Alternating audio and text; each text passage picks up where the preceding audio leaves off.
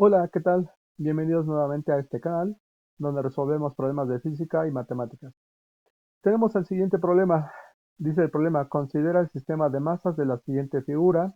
El bloque A pesa 45 newtons y el bloque B pesa 25 newtons. Una vez que el bloque B se pone en movimiento hacia abajo, desciende con rapidez constante. Calcula el coeficiente de fricción cinético, o también llamado dinámico, entre el bloque A y la superficie de la mesa. Bueno, como lo dije en el video anterior, los diagramas de cuerpo libre son importantes en este tipo de ejercicios. En un diagrama de cuerpo libre debemos ver cuáles son las fuerzas que actúan sobre el objeto sobre el cual vamos a analizar su movimiento. En el caso del cuerpo A o del bloque A, tenemos cuatro fuerzas. La tensión de la cuerda, que hará que el bloque se mueva hacia la derecha. La fuerza normal, que es fuerza que ejerce la mesa para que el bloque A no caiga por culpa del peso. Por eso el peso apunta hacia abajo. Y luego, contrario al movimiento del bloque, tenemos la fuerza de fricción. Entonces tenemos estas cuatro fuerzas actuando sobre el bloque A. Sobre el bloque B solamente tenemos dos fuerzas.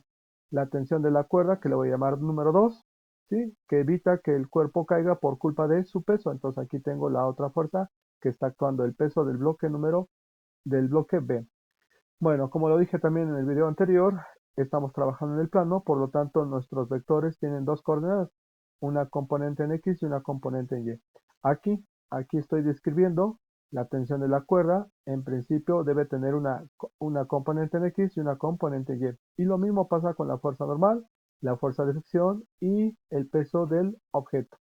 Bueno, estas son las cuatro fuerzas que actúan sobre el bloque A, y estos son los ángulos en los cuales apuntan los vectores. Todos estos ángulos se miden desde el eje X positivo en el sentido contrario a las manecillas del reloj. Esta, cabe decir que esta no es la única manera de resolver el ejercicio, pero es la que tradicionalmente se enseña, porque es la básica. Posteriormente, ya conforme el alumno va adquiriendo habilidad, incluso estos ángulos pueden cambiar.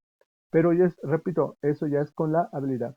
En el caso del cuerpo B, tenemos dos fuerzas, la tensión de la cuerda 2, que también en principio tiene una componente en X, tiene una componente y el peso del bloque, ¿de acuerdo? Y la tensión de la cuerda está a 90 grados y el peso del bloque B está a 270 grados, medido, repito, desde el eje X positivo en el sentido contrario a las manecillas del reloj. Bueno, entonces vamos a calcular las componentes de cada uno de estos vectores, conociendo ya los ángulos, y recordemos que para calcular la componente X usamos el coseno y para calcular la componente Y usamos el seno. Y entonces aquí está cada una de las operaciones y estos son los resultados, ¿no? Entonces queda muy claro que la tensión de la cuerda número 1 solamente tiene componente en X, la fuerza normal solamente actúa en el eje Y positivo, la fuerza de fricción actúa contrario al movimiento, se dirige en el eje X negativo y el peso del cuerpo A está actuando directamente sobre el eje Y hacia abajo. Ok, primera ley de Newton. Como el ejercicio nos pide que vaya a rapidez constante, entonces vamos a aplicar la ley de Newton.